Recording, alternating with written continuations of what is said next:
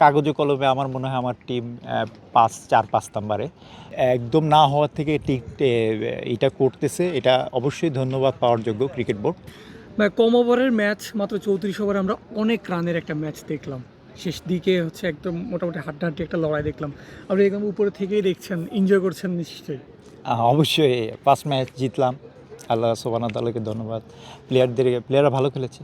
শেষ দিকে একটু একটু টান টান অবস্থা পড়ে আপনাকে এটাই তো ক্রিকেট, এখানেই তো ক্রিকেটের মজাটা।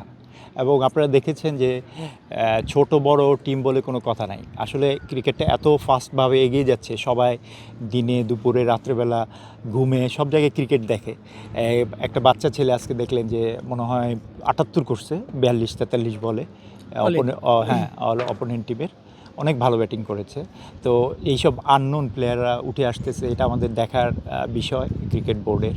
এবং অবশ্যই সব ম্যাচই ভালো হচ্ছে, আমি ফলো করছিলাম অন্য ম্যাচগুলি, সব ম্যাচই ক্লোজ হচ্ছে। এবার আসলে ঢাকা লিগে আসলে আপনার খেলার কোনো কথাই ছিল না। এর আগে যে প্লেয়ারগুলো ছিল সবাইকে ছেড়েও দিয়েছিলেন। আসলে তামিম ইকবালের সাথে বসলেন, কথা হলো, ফিরলেন। আসলে দল গড়তে আসলে কতটুকু কষ্ট করতে হয়েছে এবং এই দল নিয়ে আপনি সন্তুষ্ট কিনা? অবশ্যই এখন আমার কাছে যা অপশন ছিল এর মধ্যে আমি বেস্ট দল করার চেষ্টা করেছি, এবং আমরা চেষ্টা করব। কাগজে কলমে আমার মনে হয় আমার টিম 4-5 নাম্বারে। তারপর আমরা দেখেছেন যে আমাদের ন্যাশনাল টিমের প্লেয়াররা অ্যাভেলেবেল হলে হয়তো আরও ভালো হবে।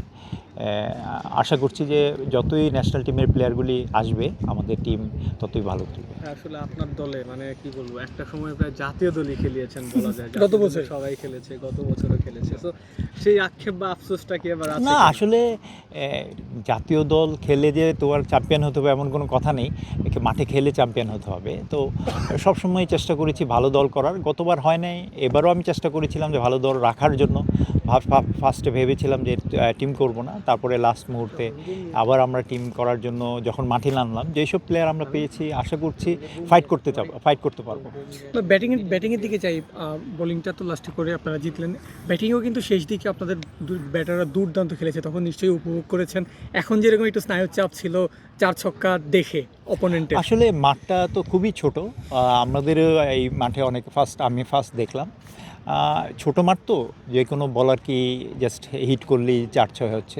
আপনারা দেখেছেন যে লাস্টে ওদের সুমন খান এবং মুক্তার আলী খুব ভালো ব্যাট করেছিল এবং ক্লোজ করে নিয়ে গেছিলো ম্যাচটা, এবং এটি তো ক্রিকেটের মজা। আপনার দলে বেশিরভাগ তরুণ ক্রিকেটারও আছে, আজকে তারা পারফর্ম করলো। শিবলির কথা বলতে হয়, রাতুলের কথা বলতে হয়, সেই সাথে আসলে অভিজ্ঞ ক্যাপ্টেন শেখ মেহেদী। আসলে অভিজ্ঞতা আর হচ্ছে ইয়াংদের তরুণদের নিয়ে যে গড়া দল নিয়ে আপনি নিশ্চয়ই সন্তুষ্ট, এবং নিশ্চয়ই প্রথম ম্যাচ যেভাবে জিতলেন শিরোপা নিশ্চয়ই জিততে চাইবেন। অবশ্যই শিরোপা তো অনেক দূরের ব্যাপার, বাট আমরা ম্যাচ বাই ম্যাচ খেলবো। আশা করছি যে আমরা কতটুকু যেতে পারি সেই হিসাবে আমরা রেজাল্টটা করব। আর এবার তো চান্স হলো সিঙ্গেললি, একটা এই যে কভার করার আর চান্স থাকবে না। তো সুতরাং এবার আরেকটা আমি চ্যালেঞ্জ মনে করি বৃষ্টি। সব কিছু মিলে যেদিন যার পারফর্ম করবে, যারা ভালো খেলবে ওই দিনই তারা মানে ভালো খেলতে খেলতে চ্যাম্পিয়ন। আমার ধারণা আজকে মহামেডান আবাহনীও দে আর ইন ট্রাবল। এখন দেখতেছি, আমি জানি না ওদেরকে রেজাল্ট, বাট সবাই যার মানে ছোট আর বড় টিম নেই এখন। অ্যাকচুয়ালি প্লেয়াররা এত ক্রিকেট খেলে, এদের কাছে 19-20 হয়ে গেছে ন্যাশনাল টিমের প্লেয়ার আর বা ছোটো টিমের প্লেয়ার।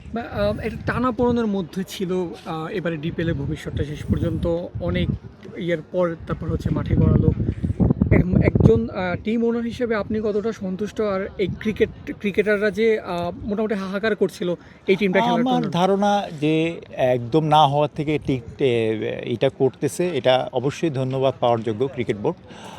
তবে আমরা ক্যালেন্ডার মিস করেছি, ফেব্রুয়ারি মার্চে ক্যালেন্ডার ছিল। আপনারা জানেন আমরা 44টা ক্লাব আন্দোলনের সাথে জড়িত ছিলাম। তারপরে এখন লিগ খেলতেছি, এটা হলো সবচেয়ে আশাব্যঞ্জক। প্লেয়াররাও খেলতেছে, প্লেয়াররাও এনজয় করতেছে, এবং আমার ধারণা এইভাবেই তো ক্রিকেট এগিয়ে যাবে।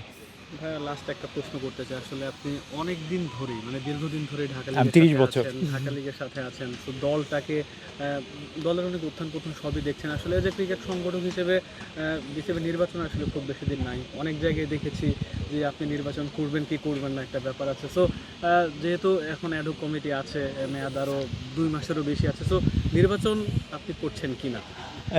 এটা সময় বলবে।